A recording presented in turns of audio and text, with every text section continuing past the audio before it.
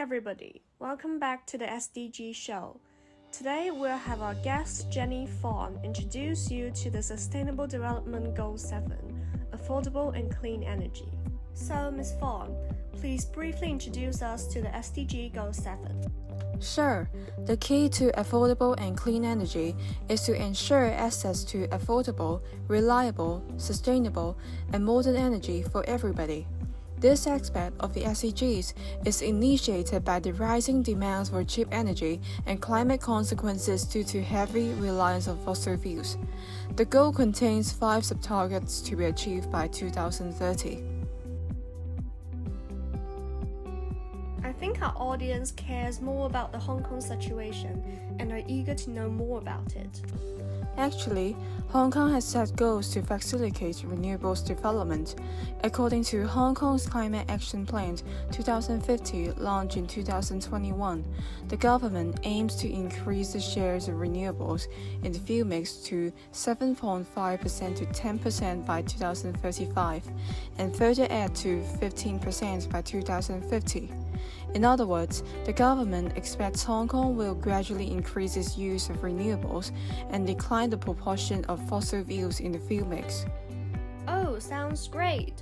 It seems like the government has plans already, and we'll have a bright future. Well, that's also my wish.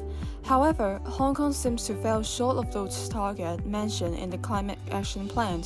That is because in 2021, renewable energy only accounts for 4.4% of the total energy consumption in Hong Kong. Really? Why is that? That's due to some limitations.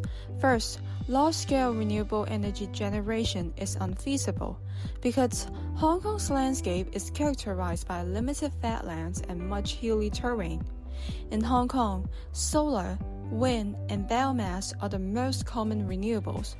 But installing solar panels, wind turbines, as well as establishing waste-to-energy plants usually requires extensive flat area, which is insufficient in Hong Kong. Yeah, that is indeed something we should concern about. There are also other reasons. My colleague Jay is an expert in these areas. Let's see how he thinks. Hi everybody, I'm Jay. Thanks Jenny for inviting me to join the show.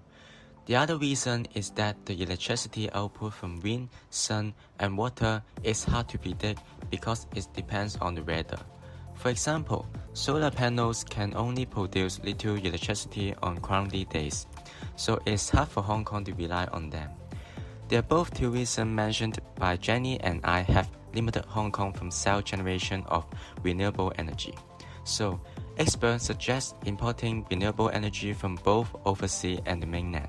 However, importation is also facing difficulties.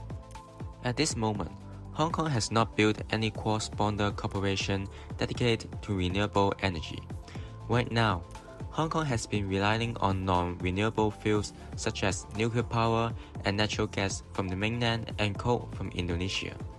Since extensive local renewables generation is unfeasible, the government should look up non-domestic alternatives to enhance the accessibility of renewable power in Hong Kong.